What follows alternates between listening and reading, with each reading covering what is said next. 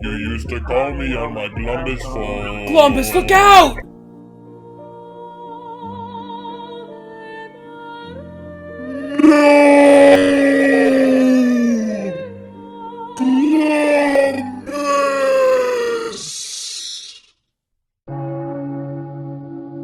Welcome one and all to our final episode of Jake's Guide to Art! Today, we're going to be talking about backgrounds. So without further ado, let's get started!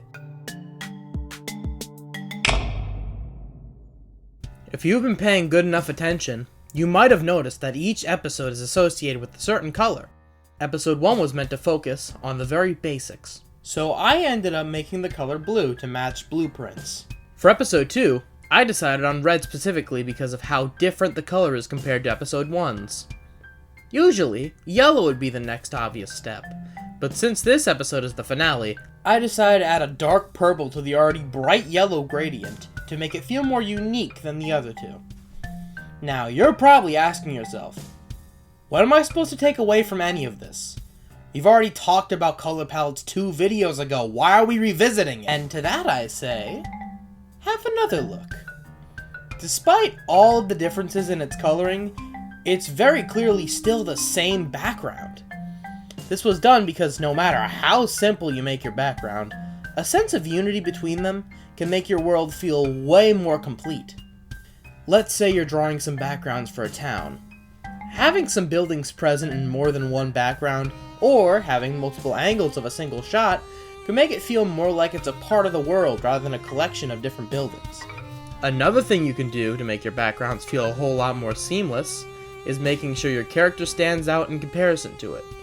Now, not everyone is bound to have the same thought process as me, but I managed to do this through a lack of outlines in my backgrounds, contrasting perfectly to my characters, which have thick, bold outlines. This technique allows my character to stick out, and my backgrounds to not be so distracting.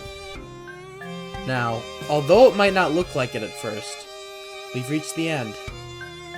Sure, I could ramble on and on about how to make a good landscape, but the truth is, I've already technically covered most basic techniques you would theoretically need to get started. The thing about art is, once you learn the fundamentals, there's not really a need to learn much more. You'll usually grow as an artist over time if you just draw something every once in a while, even if what you make isn't particularly good. Eventually, you'll start to see areas you can improve, things you can do differently, or new techniques you can try out. And that right there is my final tip to you. Just give it time. You don't need to make a masterpiece right away. And with that being said, I guess that wraps up Jake's Guide to Art!